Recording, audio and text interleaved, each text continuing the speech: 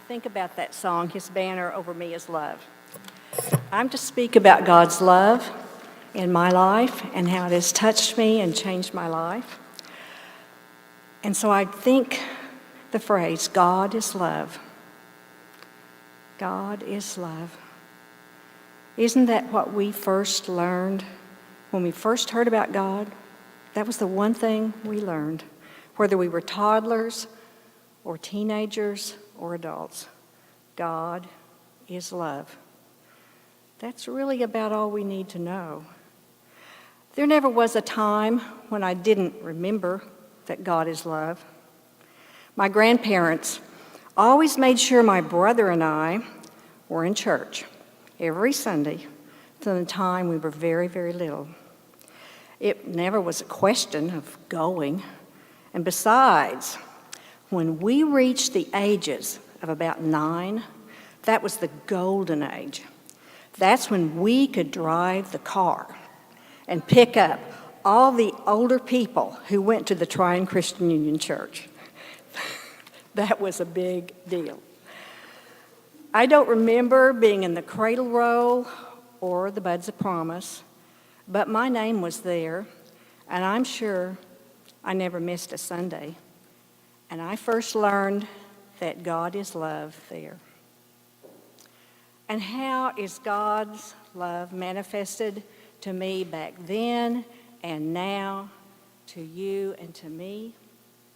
Through his steadfastness to us, his boundless, unrelenting love that never gives up on us.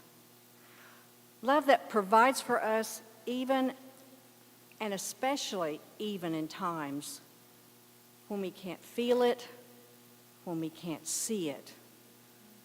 God's love is there, working a work that we at present may not see, but ultimately we often do see looking back. Sometimes in our human world, love isn't enough. It isn't always enough to solve problems, to fix relationships, to heal. But with God, love is enough. You see, he has the long-range plan. We only see for a short time, but God's love extends. You may look at me and say, oh, sure, she's never experienced what I'm going through, what I've been going through, what I know, what I've experienced. But don't be sure. I may very well have. For there were many long years in my life that were very, very, very difficult.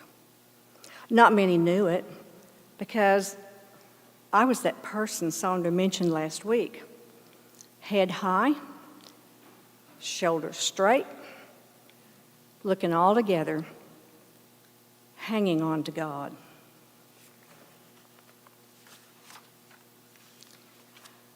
You may look at the members of this church family and say, they don't know how hard it is. And I would say to you, oh yes, someone probably does. They probably do. You see, there are many of us who carry a history of great difficulties, yet through it all, we're here. We're here because of love. We're here because of God's love. God's sustaining, faithful, abiding love for us. All our frailties, all our flaws, all our troubles, our heartaches, God's love never went away. Even in our darkness when we couldn't see him, when we couldn't feel him, God was there working a work we didn't even know. Sometimes we can look back and say, oh, I do see how heartaches can mold me, make me a better person, make me more open to people. But then there are times, too, when there seem to be no answers and never have been to the why. But God knows the answers, and God knows the way we go, and God walks with us. I love the verses in the Bible which refer to God's arms. You know, the ones in Psalms and Isaiah. His arms are outstretched. His arms are outstretched still. What an image. Through it all, whatever it is, whatever we face, God's arms are not only there, they are outstretched.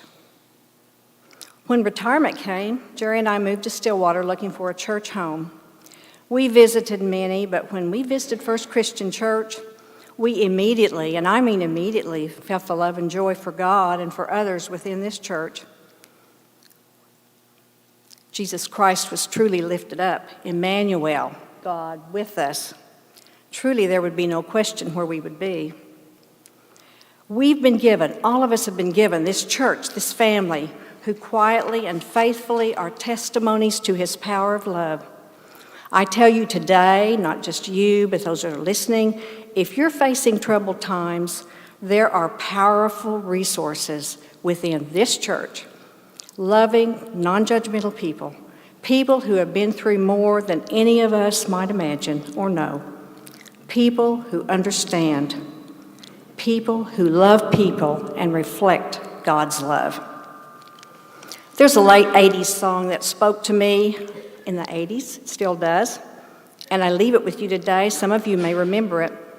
He's able, more than able, to accomplish what concerns me today. He's able, more than able, to handle anything that comes my way. He's able, more than able, to do much more than I could ever dream. He's able, more than able, to make me what he wants me to be. That is what our loving God does.